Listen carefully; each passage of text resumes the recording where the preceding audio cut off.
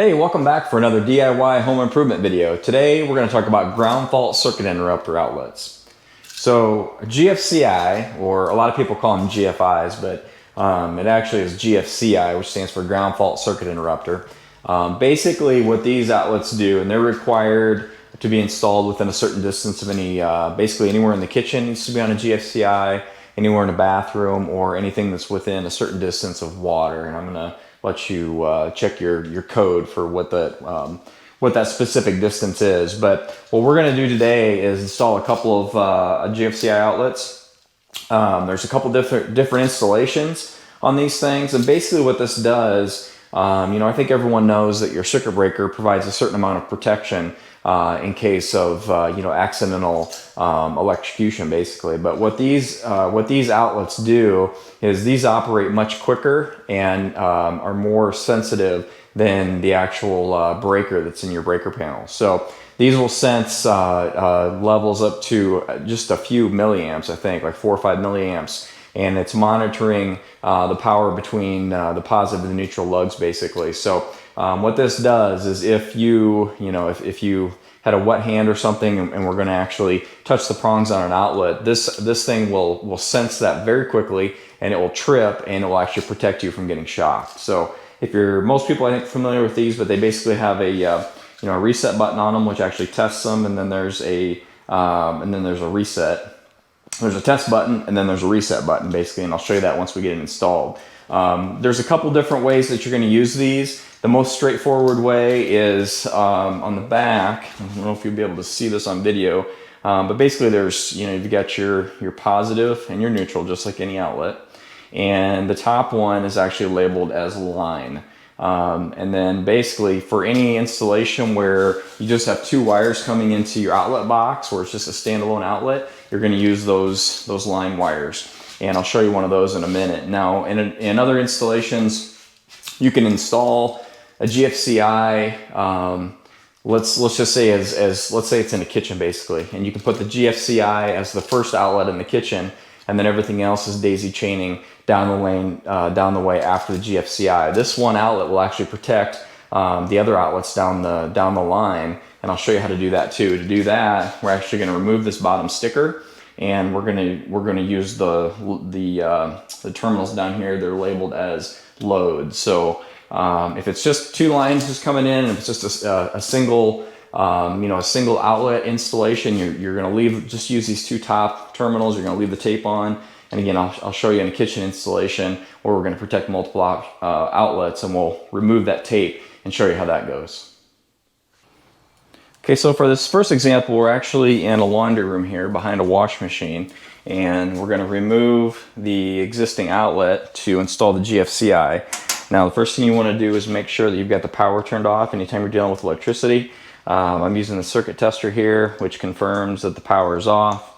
The other way that you can do that is to use a simple electrical checker like this. Just cross from your positive to your negative and make sure that the power's off. In this case it is, so we know that it's safe to work on. So I'm going to go ahead and remove these terminal screws.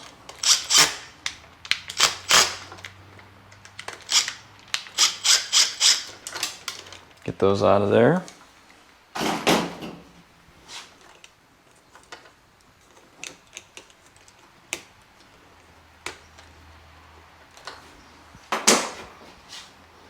So when you're looking at your wires, the black is always the positive, the white is always the neutral, and the green is always your ground. Sometimes the ground, actually most often your ground is actually just going to be a bare copper wire as opposed to actually having a green wire.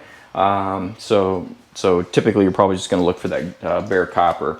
So what we're going to do, again, this is just a single installation. There's one set of wires coming into this box here, so we know that this is not feeding any other outlets down the line. So we're going to go ahead and install this. We're going to leave the tape back, covering up the load lugs down here. We don't need to use those. We're only going to use the exposed ones from the factory, which are the line side. And on GFCI, they actually make it very easy, so you can strip some insulation. You can insert the wire behind the terminal, and then you can tighten it down. So what I'm going to do to get started is I'm going to, we're going to leave the ground with a loop in it, but for the neutral and the positive, I'm going to go ahead and cut these wires, and then I'm going to strip some insulation back, probably, let's say 1/2 to 3/4 of an inch or so. And if you don't have a wire stripper, it's pretty much mandatory if you're doing any kind of electrical work. So pick yourself up a wire stripper if you don't have one before you start this project. All right, so I'm just going to, the ground lug is on the bottom, and actually, you know what, I changed my mind. I'm going to go ahead and strip this too. You can actually use the wrap method on the ground, but you can use the stab method as well. So I'm just going to go ahead and do that with the ground. So we'll just take the bottom, we'll do the grounds first, and as you can see, there is basically, as that terminal gets tightened down, it takes up that space there. So we're going to insert the ground into that gap there. See if I can do this so you can see it.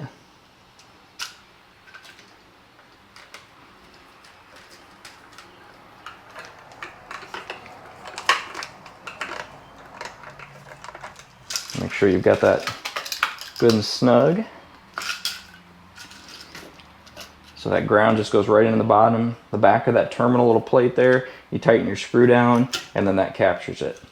So then we're going to do our positive and neutral. And always when you're dealing with switches or outlets, you have a gold colored screw and you have a silver colored screw. The gold colored screw is always going to be your hot side or your positive side, and it'll actually be labeled on the back. Actually, on these they call it the hot wire and the white. Well, actually they say the hot wire and the white wire. So, but in any case, always the gold colored screw is always going to be the positive side.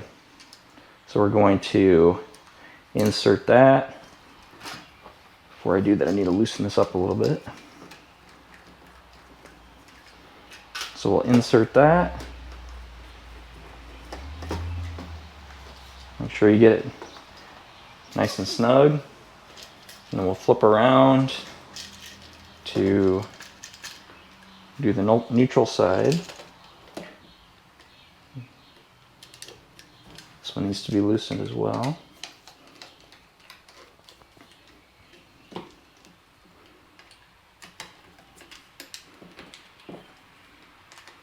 And same thing, go ahead and tighten it down nice and tight. All right, now we'll kind of neatly tuck these wires back into the outlet box.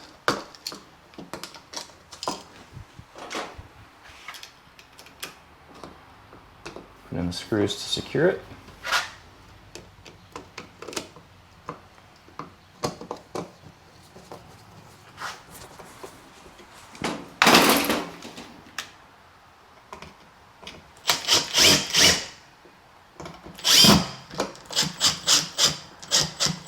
Obviously a screwdriver works, but a driver's a lot quicker. Okay, now what we're gonna do is I'm gonna turn the power back on and we'll test it. Okay, so now we've got the breaker turned back on. So what I'm gonna do, the bottom one says test, and it'll probably normally be in that state. So I'm gonna press the reset button. So press that firmly, and you probably won't be able to see that very well, but when you hit the reset button, I get a green light down here, which indicates that it's working, the circuit is protected. Just to confirm, this circuit tester is a nice tool to have on hand. You can plug that in there, and then if you look at the instructions on the circuit tester, it tells you that if you've got 2 yellow lights, that it's wired correctly. We've got 2 yellows. And then the other thing that this allows you to do on a GFCI, if you press this button, it actually trips the outlet. So it basically is a test feature as well. And that way you know for sure that the outlet is working correctly. So we've tripped it. So we're gonna go ahead and hit the reset, and we've got that one wired and ready to go. We'll put a cover plate on it, and that one's protected. So now I'm gonna show you a different situation where we actually have multiple outlets in series that are being protected by the single GFCI. Okay, so now we're in the kitchen, and in this particular application, we've got, like a typical kitchen, we've got several outlets on the countertop. This is actually the first outlet in the series where the power is coming into the kitchen. So what we're going to do, you can see in this box, the last installation we just had 2 wires. We just had our positive and neutral, well, and the ground, of course. In this particular case, you can see that there's 4 wires plus your ground in there.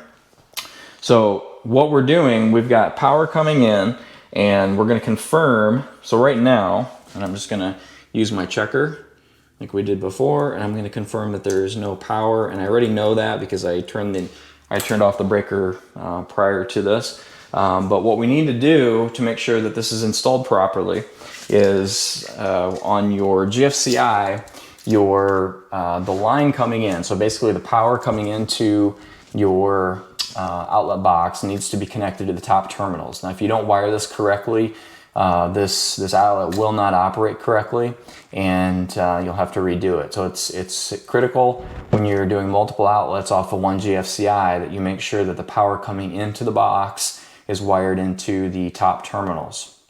Now, in this case, we are going to go ahead and we're going to remove the sticker for the load side, because so the power comes in is going to connect to the line side on the top. The power going out to the next outlet in the series is going to connect to the load side on the bottom going out. So just to confirm, what you need to do now is go back to your breaker panel, and you need to turn your power back on and confirm which wires actually have power coming in.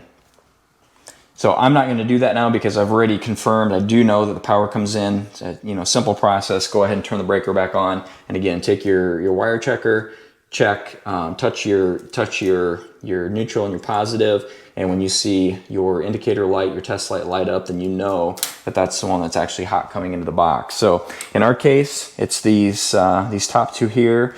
Those are the wires coming into the box.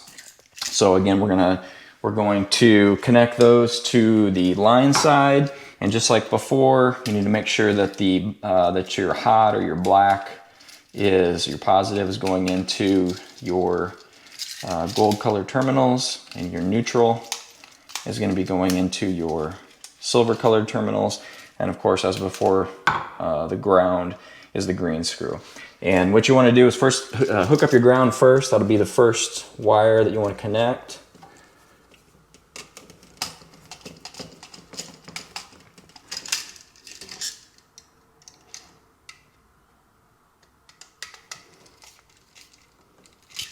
Once you get your ground, then we're going to go ahead and do our neutrals. Save our positive wires for last. So just like on the first installation, slip that wire, jab it in behind that little terminal plate there, loosen it up until it will slide in.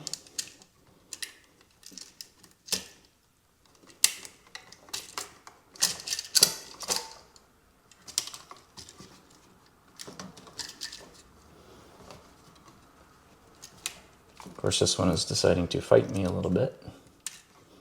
There it goes.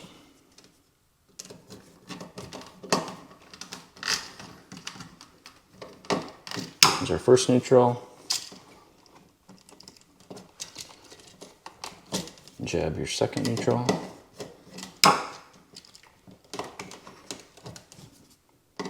Secure it.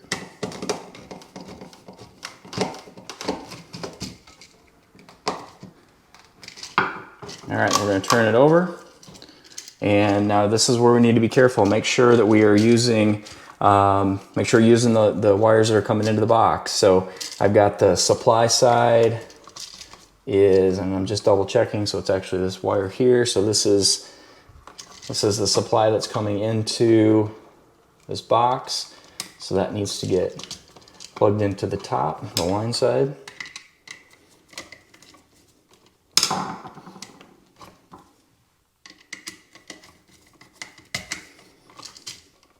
Nice and tight. And then last but not least, we've got the positive wire that's going out to the next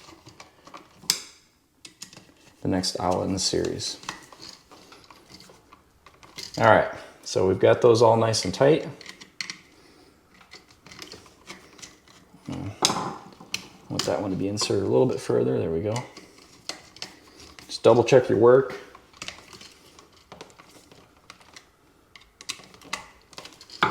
So those are tight. Double check your neutrals. Those are good and tight. Now I take that, all those wires, and kind of wad them back in there.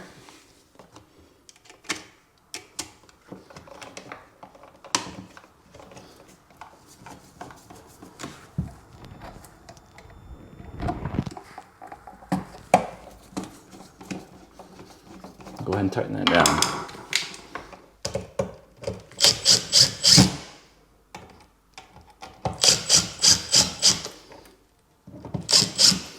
Okay, now we're going to turn the power back on and we're going to double check our work. Okay, so I've got the breaker turned back on. Just like before, we're going to hit the reset button. And it holds. It's green. If I take the light away, you might be able to see on camera that there's a green light down in that corner. And then we'll hit our test button. It trips, so we know that it's working properly. And just to confirm one more time, we'll take our circuit tester, we'll plug it in.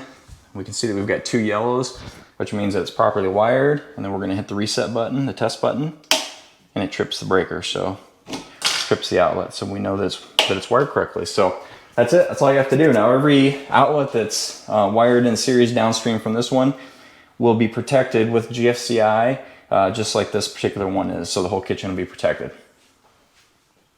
So there you go, guys. It's just that simple to install a GFCI. As you can see, it's really not too difficult. You know, if you need to install one near a sink or near water, that's the process that you need to go through. I've had before where a lot of times when I update a home, I'll have all the old outlets and switches are kind of dingy looking, and I like to replace those. And sometimes if you pull that GFCI out, all of a sudden you've got a box full of wires looking at you, and you're not exactly sure how to wire it back up. But hopefully this video will help you sort that out. As you can see, it's really not too difficult. And so hopefully you found that helpful. If you did, do me a favor, subscribe to my channel, and I'll keep bringing you more DIY home improvement projects.